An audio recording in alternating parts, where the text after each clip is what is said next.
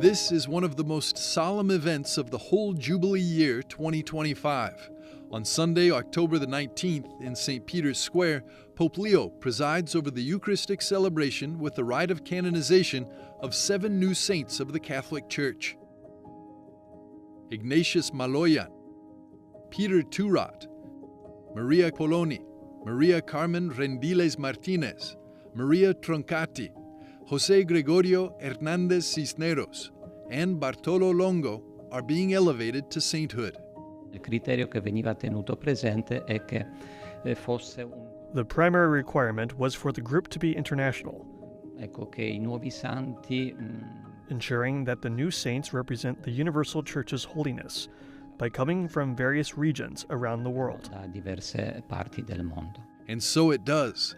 Among the newly canonized, 3 hail from Italy, 2 from Venezuela, but are deeply venerated throughout Latin America, and 2 from Oceania and West Asia, respectively.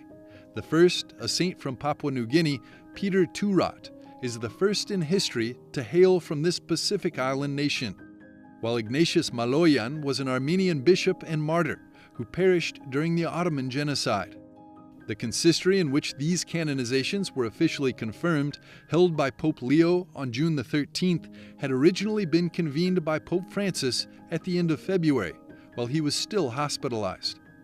For both the diversity of the saints' origins and the bridging of 2 pontificates, the upcoming ceremony carries profound symbolic weight for the Church, as Monsignor Bogusław Turek, Undersecretary of the Dicastery for the Causes of Saints, affirms in an exclusive interview with the EWTN Vatican team inside the Dicastery. It's a moment rich in meaning and unity. Già quando veniva When the Jubilee Year program was being established, the idea of a Day of Holiness was already considered, an event intended to include a canonization ceremony. Of course, the number and selection of new saints depend not only on the work of the congregation, but above all, on divine providence, because they are figures who have matured for this particular moment in time. sono maturate per quel tempo.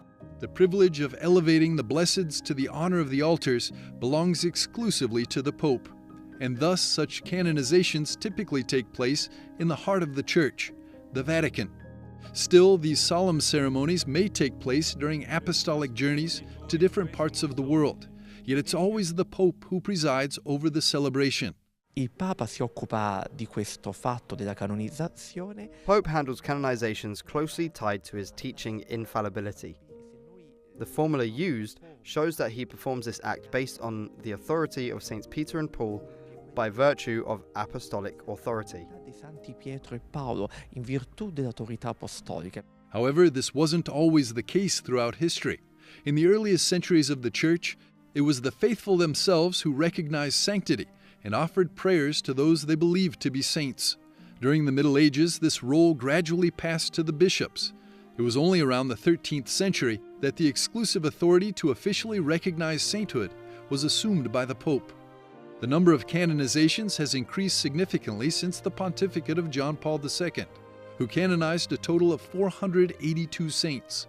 Benedict XVI canonized 45 blesseds, and Pope Francis almost 950.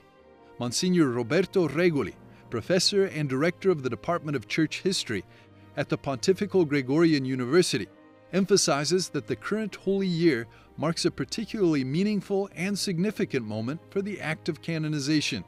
Gli anni giubilari. Jubilee years originated in Rome, centered around the figures of the saints. Why did pilgrims come to Rome in the Middle Ages? Because of the tombs of Peter and Paul, where they hoped to gain the keys to heaven.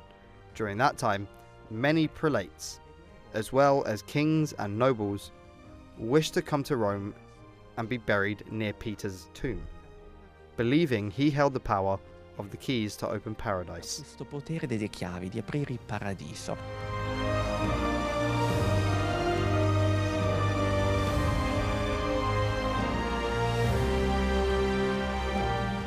The canonization of the 7 new saints stands as a notable moment in the Jubilee year, taking place at a time of widespread uncertainty and global tension.